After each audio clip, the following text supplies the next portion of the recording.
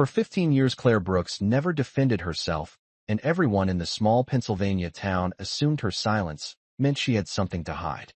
Ethan Brooks had heard the rumors so many times that they almost sounded like facts, whispered across front porches and coffee counters and church parking lots, the kind of stories that slowly become truth simply because nobody challenges them.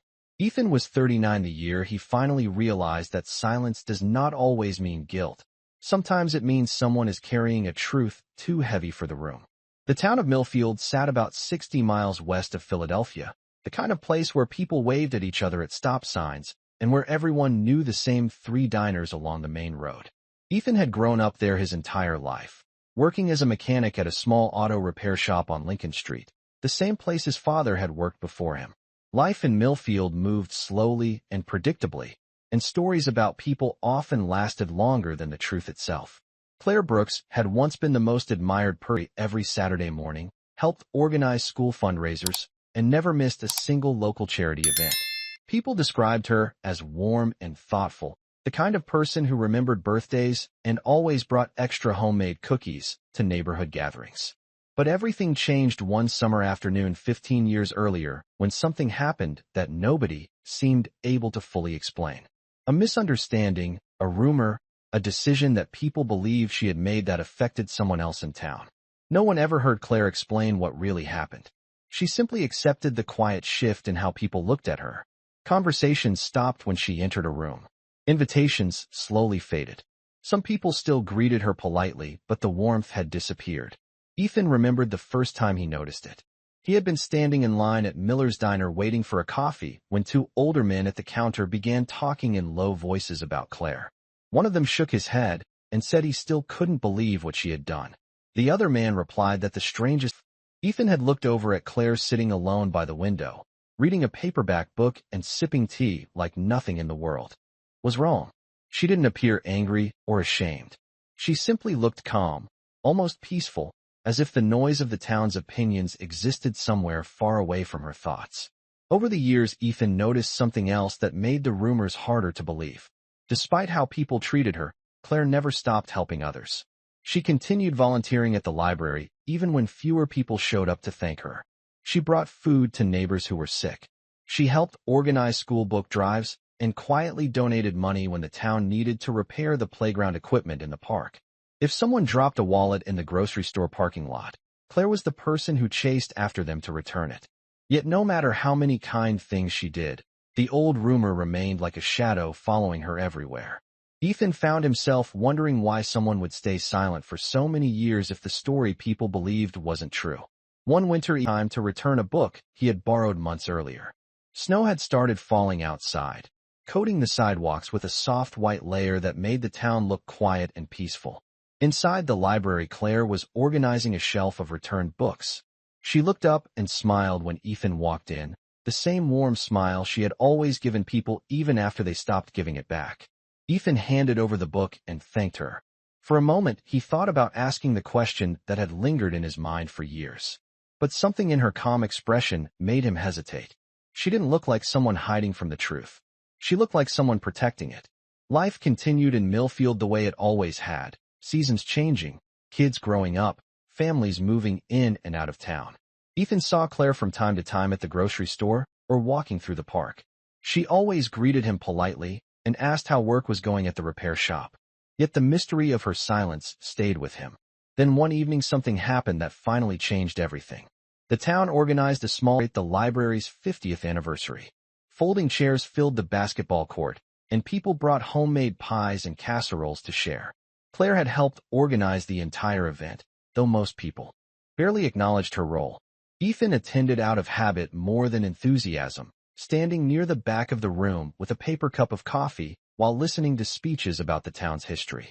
At one point during the evening, a man named Harold Whitaker stood up and began telling a story about the past. Harold had always been outspoken and sometimes careless with his words. As he talked, he casually mentioned the old rumor about Claire, repeating the same story people had whispered for years. A few people shifted uncomfortably in their chairs, but no one interrupted him. Ethan glanced across the room and saw Claire standing near the refreshment table, quietly arranging plates like she hadn't heard a thing. But something about the silence in the gym felt different this time. Harold finished his comment with a shrug and said he guessed some questions would never be answered. First, Claire slowly set down the stack of plates in her hands and walked toward the center of the room.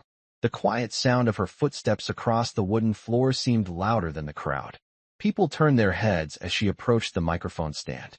Ethan felt a strange tension in the air, the kind that appears when a moment everyone assumed would never happen suddenly arrives. Claire looked around the room at the same faces she had known for decades. Her voice when she spoke was calm and steady. She said she knew people had questions about the past, and she understood why they believed the story they had heard. Then she explained something no one in the room had ever considered. 15 years earlier, another person in town had made a serious mistake that could have damaged their future. That person had been young and afraid, and had come to Claire asking for help. Claire realized that if the truth came out publicly, it could follow that person for the rest of their life. So she made a decision that day to accept the blame herself and allow the story to point toward her instead. She knew people would need to build a better future. Claire paused for a moment and said she had never spoken about it because the promise she made that day mattered more to her than protecting her own reputation. The gym fell completely silent. Ethan could hear the faint buzz of the overhead lights and the distant sound of wind outside the building. Claire continued, speaking gently, explaining that she had never been angry with the town for believing the rumor. She understood how easy it was to accept a simple explanation instead of searching for a complicated truth.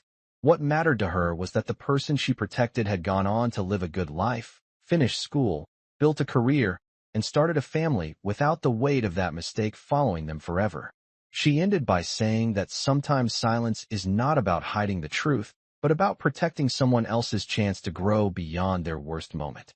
When Claire stepped away from the microphone, the room remained quiet for several seconds. Ethan looked around at the faces of neighbors who suddenly seemed unsure of what to say, dissolved in front of them, replaced by something far more powerful. Ethan realized in that moment that strength does not always look loud or dramatic. Sometimes strength looks like a person who carries misunderstanding for years because keeping a promise matters more than clearing their name. As people slowly began talking again, Ethan watched Claire return to the refreshment table and continue organizing plates just as she had before. She didn't wait for applause or explanations. She simply resumed helping the community the way she always had.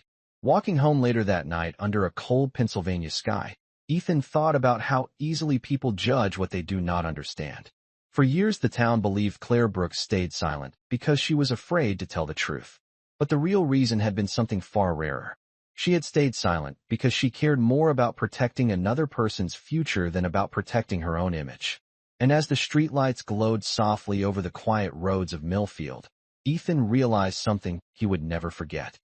Sometimes the strongest voice is the one that chooses silence until the moment when speaking can finally set the truth free. If this story made you think about someone in your own life who quietly carries more than people realize, take a moment today to appreciate them, because the people who protect others in silence are often the ones whose strength deserves to be remembered.